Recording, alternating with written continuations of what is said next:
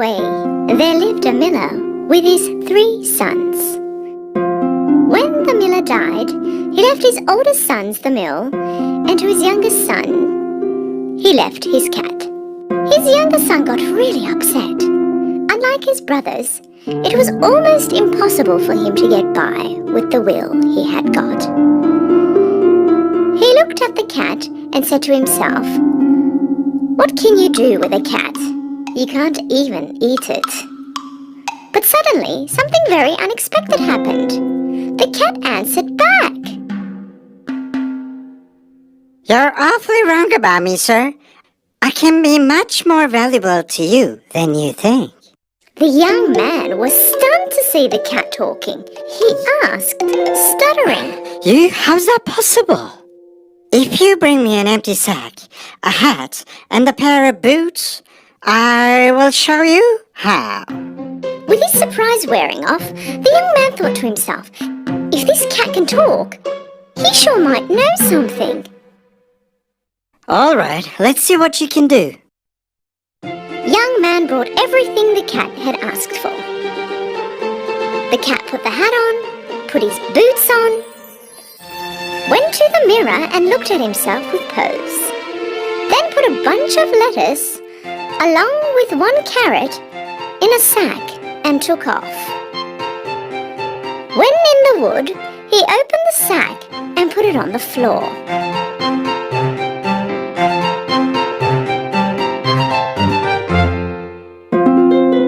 Not long after, noticing the fresh aroma of the vegetables, a bunny rabbit appeared. In order to eat the lettuce and carrot, the bunny rabbit entered the sack. The cat then quickly ran to the sack, tightly tied it up, and trapped the bunny rabbit in there. Instead of taking the bunny rabbit to its owner, he took it to the castle and told the guards that he'd like to see the king. Seeing a talking cat that's wearing a hat and boots, the guards quickly took him to the king's presence.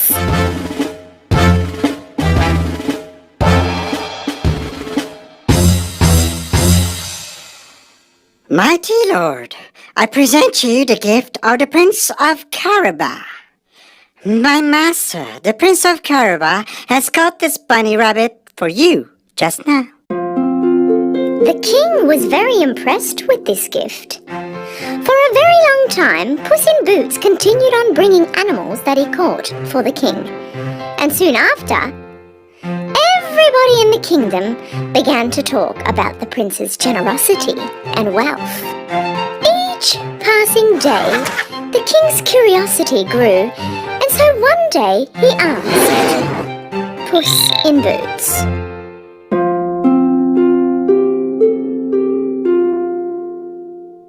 "Is your highness young?"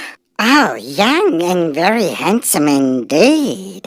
"Is he rich?" Very rich, your highness. He would be honored to welcome you in his castle.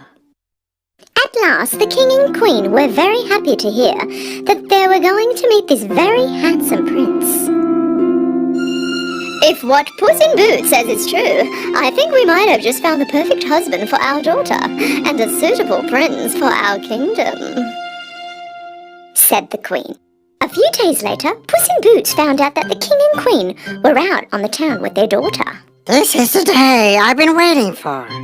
He ran straight to his owner.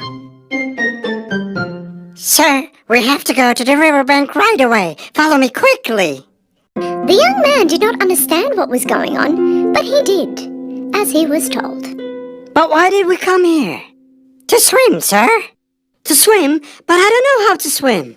It's better that you don't. Take off your clothes immediately and get in the river. Trust me, sir, you won't regret it. Young man did as he was told and went in the river.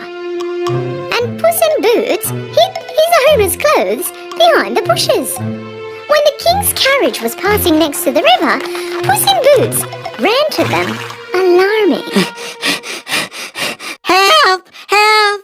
My master, Prince of Caraba, is drowning! The king immediately sent his men to the river. When his men were saving the young man, Puss in Boots explained to the king how the thieves had stolen his master's clothes. The king ordered the men next to him. Bring some of the best clothes we have to the prince. With his new clothes, the young man looked just like a real prince. When he was walking towards the king's carriage, the princess and the queen were watching him. The young man came next to the king and bowed before him. I can't thank you enough. My master, the Prince of Caraba, will be honored to host you in his castle, my king. I'll go now and prepare. Puss in Boots quickly ran off. The young man did not really understand why he was called the Prince of Caraba, but again he thought that Puss in Boots was up to something and kept silent. The princess immediately fell in love with this handsome prince. While running fast to a castle that belonged to a monstrous giant, Puss was yelling to the farmers that worked along the way. The king is approaching. If he asks, you will say that all this land belongs to the Prince of Caraba, or else he will punish you. Puss in Boots was running, and at the same time he was repeating the same to everyone he saw along the way. While the king's carriage passed along the way, everyone kept saying the same thing out of fear. The king was surprised that the prince owned such vast amount of land, but he was happy nonetheless. Meanwhile, Puss in Boots arrived to the giant's castle and knocked the door. The door opened with a big noise. When he saw a cat in boots with a hat, the giant was very surprised. When Puss in Boots started to talk, the giant was surprised even more. Good day, Your Highness. Who are you and what are you doing in my castle? Puss in Boots started to implement his plan. Well, let me put it to you this way, Your Highness. I am the king's loyal servant. The king has told me much about your amazing abilities on magic. Yes, that is right. For example, are you able to transform yourself into a huge lion? Sure I can. This is very easy for me. Using his amazing magic, the giant transformed into a huge lion. Puss in Boots got very frightened, of course, and jumped as high as he could. Okay, that's enough. The giant transformed back to his normal self. That was amazing. I bet it's impossible for you to transform into any small animal, though. I'm not sure. What do you say? Impossible? I can transform into any animal I want. Let me say... Can you transform into a small mouse? The giant was laughing so loud that Puss was having trouble staying in the same spot. And so the giant used his magical strength and transformed into a mouse. Seeing the giant transformed into a mouse, Puss quickly jumped on the mouse, and with a big bite, he got rid of the giant. Meanwhile, the king's carriage approached the giant's castle, and Puss quickly ran towards the king.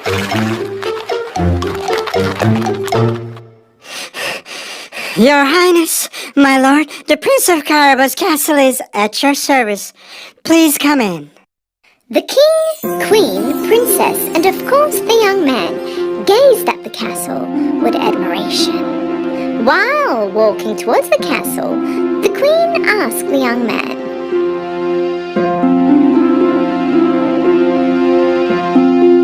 "My dear prince, are you married?" No, Your Highness. If you would allow me to wed your beautiful daughter, I promise you that I will make her very happy. A huge feast was prepared at the giant's castle, and the prince and the princess got engaged. Soon after, they got married.